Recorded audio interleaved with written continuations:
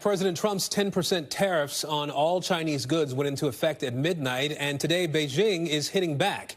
Tariffs now on U.S. crude oil, agricultural machinery, certain automobiles, pickup trucks, coal, liquefied gas. China also announced an antitrust investigation into Google. Beijing appears to be taking a different approach than Canada and Mexico, whose leaders were able to secure a 30-day pause on tariffs after offering some relatively modest concessions to President Trump.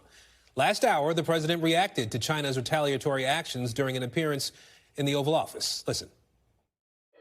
Mr. President, what's your reaction to China's retaliatory tariffs? That's fine. It's fine. We're going to do very well against China and against everybody else. Any update on when you would speak to President Xi, sir? Any update on when you would speak to President Xi? No, we'll speak to him at the appropriate time. I'm in no rush. Joining me now is CNBC correspondent Megan Casella. Megan, China hit back with those tariffs we saw today. What does this all mean for the consumer? That's the big question here. It absolutely is, Aaron. And what it means right now is higher prices. About 14% of everything that the U.S. buys from abroad comes in from China, about $400 billion worth of goods every year. All of those goods now are going to see a 10% higher tariff or a tax paid on the way into the country. And any companies that are importing those goods can pass those costs right on to their consumers. I was just looking at one estimate that puts the annual cost at about $225 to a household from these tariffs alone. Not the biggest amount on its own, but very significant still, especially at a time when families are sensitive to higher prices. And the individual goods that are likely to be impacted here is a whole lot of consumer goods, a lot of clothing, a lot of appliances, a lot of electronics. Think about things like smartphones, your washing machine or your refrigerator, and then your clothing and your sneakers as well. All of those could start to see higher prices. Well, is that leading to a wider concern that a tit-for-tat tariff with China could spiral into something worse, a larger trade war between the two largest economies in the world?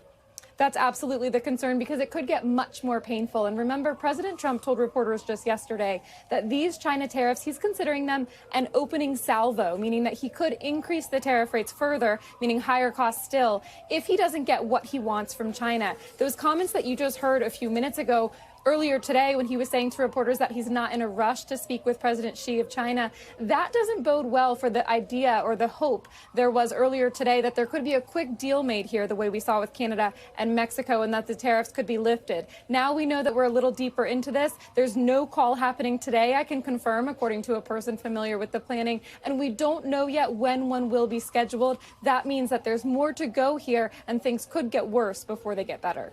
Well, you mentioned Canada and Mexico. The tariffs there were delayed really only a month, right? Could we be going down this same road again in March with them? How concerned are businesses about some of the uncertainty of what could happen in a month from now? We certainly could be seeing this play out again a month from now. March 4th is the date when those tariffs were delayed until, and I was talking with the White House today about what exactly they need to see from Canada and Mexico before then. And they told me that they want to make sure that those two countries are following through on the promises that they made yesterday, not necessarily looking for further commitments, but cementing the ones that they agreed to yesterday. It's important, I think, to remember some of what we saw in the president's first term.